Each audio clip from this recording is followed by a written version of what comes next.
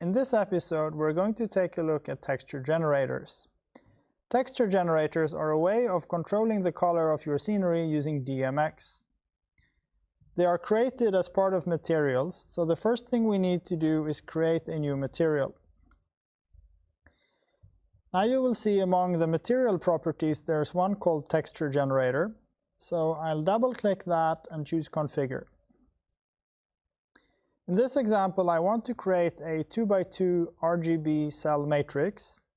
So I'll enter 2 columns and 2 rows. And I've prepared for this, so I know I want to patch it on channel 11.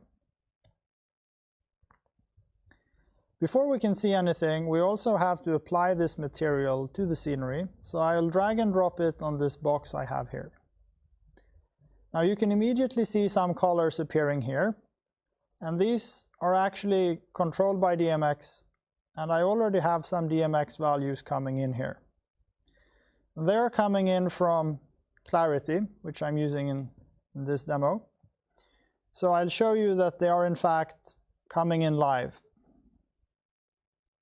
Of course, this could be any DMX source. Now, at this moment, the material I've created will behave as any other material, so if I were to dim the lighting on stage, obviously everything becomes invisible. So if I wanted to simulate a backlit perspex or some kind of LED screen or panel, then typically I would like to assign a luminance to the material.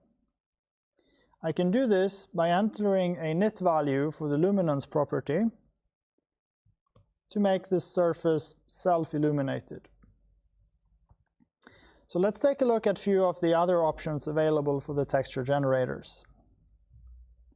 In this case, we made a 2x2 matrix, but of course with 4 cells, you could also have made a 4x1 matrix or a 1x4 matrix. There's also the option of simply having a dimmer value rather than RGB control over each cell. So that would in fact give us 16 cells, but let's stick to 3x3 here because I don't have the patch set up in Clarity for something else. So you can see now how the DMX control simply affects a dimmer value for every cell in the matrix. I also want to show you a neat way of using the texture generators if you want to control the color or lighting of several objects on stage. So what I have on the right side here are 4 separate boxes that I've aligned next to each other. I will drag and drop the material onto all of them and use the material mapping and map to extents to paste the entire texture generated over the objects. Now as I move any of these objects, you can see the texture mapping is retained. So if I bring back again the original 2x2 setting with RGB control, what I've created here effectively are 4 different panels with individual RGB control. So there's a lot of flexibility here in how you can configure the texture generators to work in your advantage.